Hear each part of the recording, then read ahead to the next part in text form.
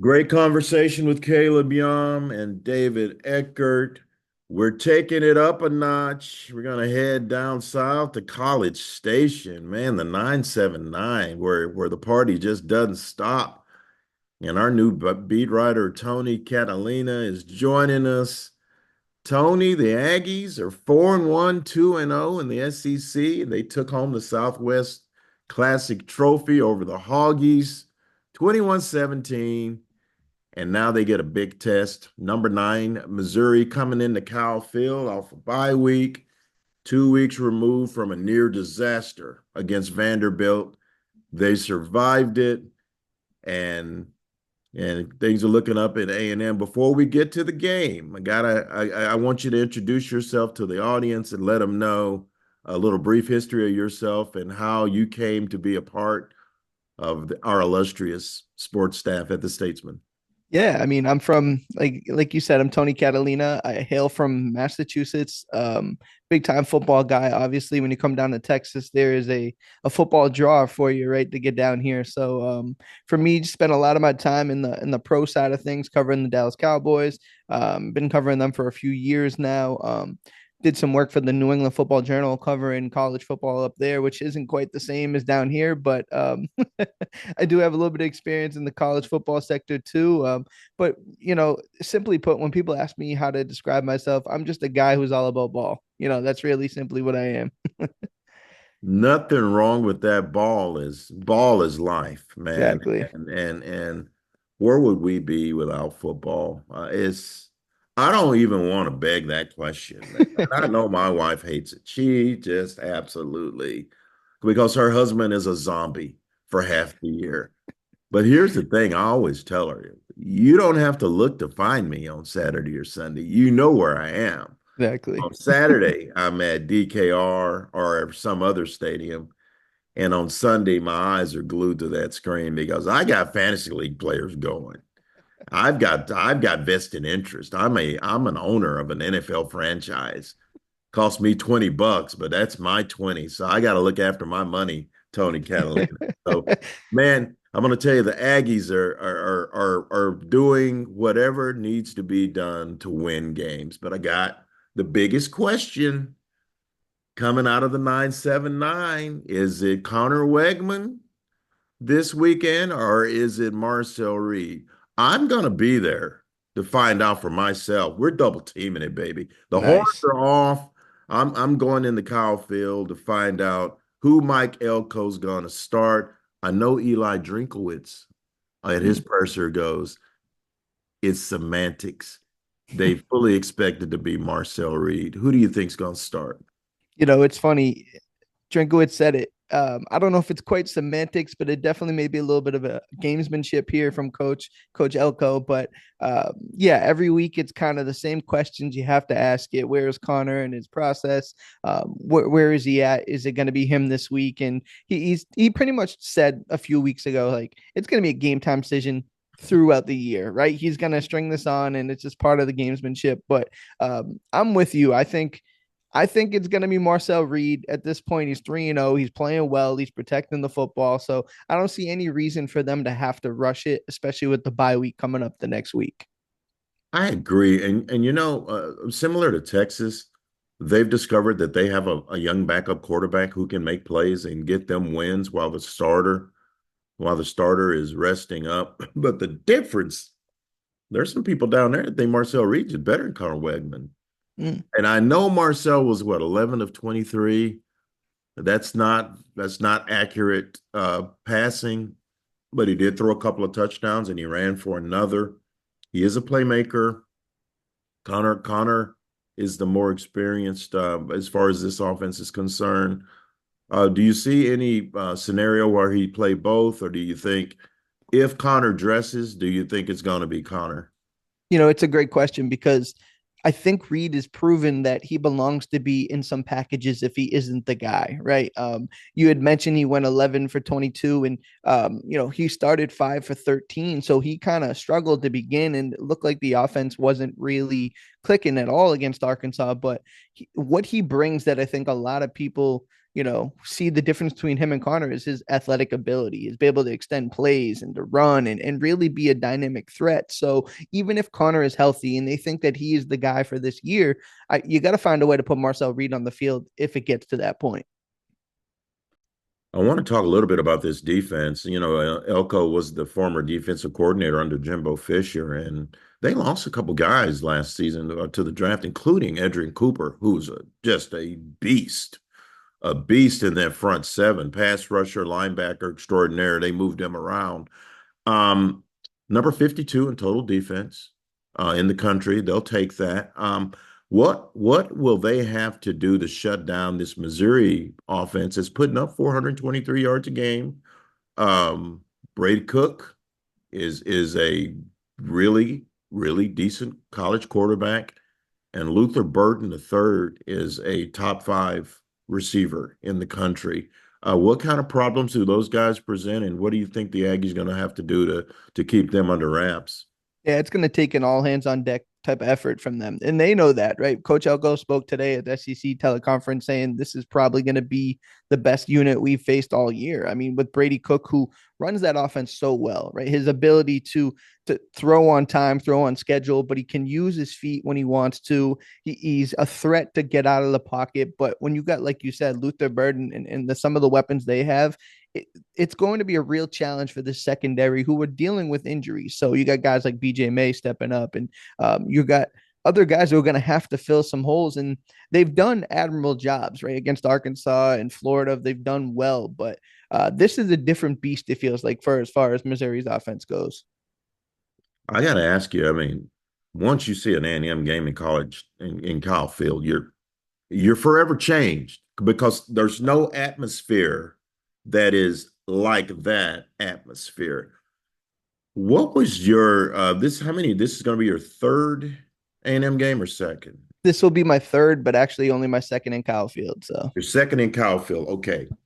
So, what was your reaction when you look up and they're singing and they're swaying and it is the most, to me, it's one of the most surreal experiences in all of college football. And anybody, and I know there's some Aggie listeners, watchers, viewers that will agree with me. It's a great atmosphere, and I know the Texas fans are listening and watching. You don't like the Aggies, but you admit that it is some kind of experience.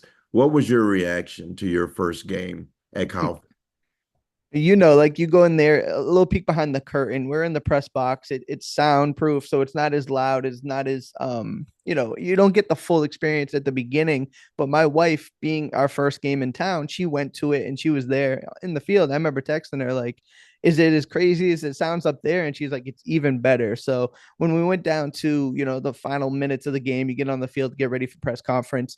My real test was again, feeling of it was against Bowling Green, where the defense needs to come up with a stop. They need to get the onside kick. And I look around, I'm like, man, there's 100,000 plus people. I can't hear myself think. And this isn't even an SEC rivalry game. This is Bowling Green. So Wow. I'm excited for Missouri. I think the early kickoff will be an advantage, I think. But ultimately, I think this Kyle Field crowd is going to blow me away. Oh yeah, and it's so loud. It is so loud when you're on the field, and you don't get that experience in the press box because you can hear, but it's not loud. It's not open air. And you look up and all the white towels are waving, and you see the core. There's 1,000 of them, and you see these big old 6'5" guys in all white doing hand signals. I don't know what it is. They're yell leaders. They're yelling and they're leading, and you're looking around going, where are the cheerleaders? And then you realize these are the cheerleaders. They're just dudes. So it is different. It's different. And Totally. I love going down there. The people in College Station are great. Alan Cannon is one of the best SIDs in the country. I've already got my credentials, my parking. They got FedEx to my front door. All I had to do was send him a text message. He is tops in my book. It's going to be wonderful. 11 a.m. kickoff. It's going to be raucous. It's their biggest game of the season. I can't wait. I think it's the game. I think it's the game of the week in college football. And there are a couple of good games, but that's the one that I would pay to see. Now that we got that out, Tony Catalina. Your live blogs from the Aggie games are doing big numbers. Your Dallas Cowboy blog is off the charts. You're live blogging off of television from the Cowboy games, and people are going ape guano over your live blog. You're still got a finger on the Cowboy pulse. They get the Pittsburgh Steelers on the road. The last time they played a game against the Steelers that was meaningful, I had hair. They were they were winning their third Super Bowl in 4 years, and I was engaged to be married. That's how long ago that was. So I wasn't even engaged yet. We were just dating. We had just Wow. I knew I was going to marry her. I just hadn't let her in on it yet. But what do you think about the 2-2 Dallas Cowboys, the Jekyll and Hyde Dallas Cowboys, the Dallas Cowboys who punked the Cleveland Browns? The Dallas Cowboys opened up the season with a big win in Carolina, and then they don't show up. They don't show up against the New York Giants. I mean, they don't show up against the New Orleans Saints. Mm. And now they're, how many are they? 2-2? Am I good on that? Yeah, two and They're two. 2-2, but this is their toughest test against a traditional NFL power. Are they going to go in there and take care of business against the Steelers, who have a problem at quarterback, I think, with Justin Fields, and Russell Wilson's not ready yet? It's a great question, and we had talked about college atmospheres. I have a ton of respect for Pittsburgh Steeler fans and They what they're able travel. to do. Yeah, They they travel. travel well, and it's gonna be a night game, Sunday night football in Pittsburgh. It's gonna be a challenge, right? And anybody who lines up to play against the Cowboys, you're going to get their best effort every single week. And they got injuries. Brandon Cooks is dealing with an infection in his knee. If Demarcus Lawrence and Micah Parsons aren't going to be out there, there are some schematical challenges they're going to press the Cowboys in this game. With that being said, this would be so Cowboys for them to find a way to win this football game, right? Like, this would be classic Dallas Cowboys football, to find a way to pull out, get everybody bought in again. But no, it's going to take a full effort, and the Masters are a little bit down on them right now, but I think we got to understand there is some talent still there. The Washington Commanders are leading the NFC East. I mean, what is this, Groundhog Day? It makes no sense to me. I mean, and Jaden Daniels is as good as we think he is, Mm. and we will get to see him against the Cowboys. I think I might just try. I'm going to beg Tyler Davis, let me go to that game just so I can watch Jaden Daniels play football. He's amazing. He's Yeah. amazing. Um, I'm wondering about the locker room. We've seen Micah Parsons and Tank Lawrence getting in each other's face on the sideline. We've seen the fans going after Mike McCarthy for just horrible clock management. Brandon Aubrey made a 67-yard field goal a couple of weeks ago, but Mike McCarthy forgot to call a timeout, and he had two of them, Yeah. and he let the play clock run out. I mean, just horrible clock management. Are they are they just snake bit this year? Especially with Derrick Henry having just trampled them the other night. Are they just snake bit because they just, I mean, what's going on with them on that? Yeah, it's been tough, right? This is an off season. Obviously, the way they lost to the Packers was the fan base was totally just absolutely snake bitten themselves, to steal your word there. The fans came into this offseason with the mindset of, you got to show us, don't tell us, right? You've told us how great you are. You told us how good the team's going to be and what you expect and how you're going to improve. And they just want to see it now. And the problem is CD Lamb, drawn out contract situation. Dak Prescott, drawn out contract situation. They didn't really do much in free agency other than sign Eric Kendricks. So And they this all brought back Zeke. right. They brought Zeke back, and that Brutal, was brutal. it's brutal. And they told us they were going to get a running back in the draft, and they didn't do it. And you see these other teams, like you mentioned, the Commanders draft Jaden Daniels, looks like to be a franchise changer. And then you get the Eagles, who are always aggressive, getting Saquon Barkley, and the Giants are a total different mess. But at least they got Malik Neighbors. They get a guy that can hang their hat on there. Dallas, it just felt like this is a team who failed in the first round of the playoffs last year and didn't get better. Right. So now what is there to be excited about? Yeah, you get the quarterback done, and he's a big, huge part of this. But He needs Mike help. McCarthy, He needs help. And that's the problem. They'll sit there and tell you, hey, we gave all this money to Dak. He's got to figure it out himself. But the problem is other teams and other franchises are finding ways to do it all. And you can't sit here and tell us that Jerry Jones got, alligator arms when it comes to his pockets. And now we're sitting here saying, the Cowboys can compete with the 49ers. It just doesn't look to be reality right now. And with Mike McCarthy in a lame duck year, there's just so many different variables and clouds hanging over this team that the football almost feels secondary. You've been up in New England area. I got to ask, will the old man go into his closet and pull that sweatshirt out and that hoodie and get out of that studio and polish up those 6 Super Bowl rings and come work for Jerry Jones? I don't know that Bill Belichick's blood pressure could take the Jerry circus, but that's out there. People are talking about it. And we know Belichick still wants to coach. Is there any scenario where Bill Belichick would coach the Dallas Cowboys? It's a great question, but it's gonna take the two personalities to come together and see if they can coexist, right? Because Jerry Jones knows that Bill Belichick does it a certain way, and Bill knows Jerry does it a certain way. Can the two find middle ground? If they can, it's a great opportunity to have one of the greatest coaches to ever coach the game of football on your sideline. But we've seen, Bill Parcells clash, and we've seen Jimmy Johnson clash, and we've seen other coaches who have come and gone, and the personalities don't mesh. And in Dallas, probably that means more than anywhere else in the NFL, right? So it's the question's gonna hang there until Bill's somewhere else, and until he's with another organization. That thought and that process is gonna continue, and it's got merit until it doesn't, really. It's going to be interesting anyway. Either way, the Cowboys are a circus, and everybody likes to go to the circus. And they're always better when you don't expect them to do anything. So it won't shock me if they go into Pittsburgh and win on Sunday night. It will not shock me at Mm-hmm. all. But Tony, man, your stuff is great on statesman.com. Continued success covering the Aggies in College Station.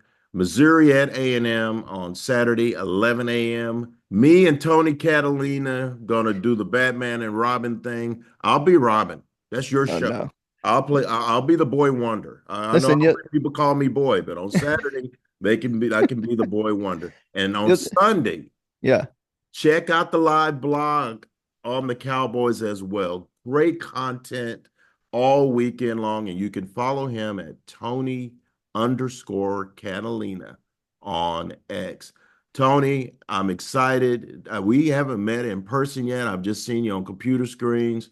We're going to do it up at Kyle Phil on Saturday, man. Can't wait. And thanks for joining us today. Yes, sir. Anytime I can join a legend, I got to jump on. So I appreciate it. Well, the next time a legend asks, I will step aside and let you do what you got to do. But thank you for joining me. I'm not a legend. My wife thinks I'm a legend, and but keep the secret between us. Hey, man, enjoy yourself this weekend, and I look forward to seeing you in College Station. Likewise.